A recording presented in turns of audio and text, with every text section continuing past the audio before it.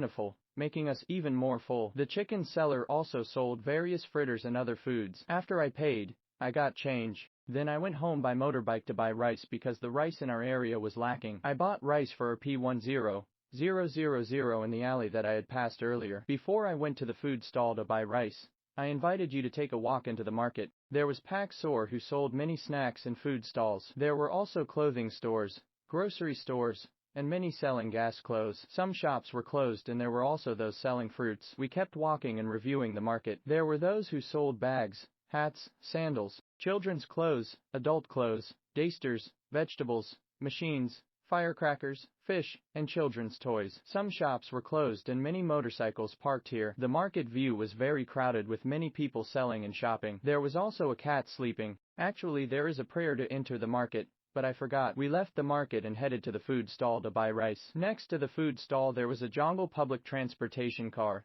that was different from other public transportation cars in general. I bought rice for P10,000 to eat because the rice at home had run out. Then we walked behind the market through the place we had passed earlier. Many snacks here, and there is also a village head office on the left line. There were also people hanging out like fathers, mothers, children, and grandmothers. We still entered the same alley, but we would continue walking behind or beside the market. There was a place where people sold vegetables and salted fish as well as mother's dasters. Because it was narrow, I passed by and saw that there were also those who sold veils, household appliances, underwear, spices, and animals. We left the market and saw that there were also those who sold raw chicken as well as 5,000 drinks that were viral and quite tasty. When we turned right we saw a mosque here, usually Jalan Tembusan, towards Baliknik IDN. We saw rice fields around here, and felt cool and beautiful when climbing everywhere. We went back to my boarding house to give rice to my friends. Many mothers in the market, so if you go to the market don't forget to always lock your vehicle safely so as not to be stolen. We walked again past a place that sold gas fish such as catfish and carp as well as piles of very smelly market trash, especially if dawn.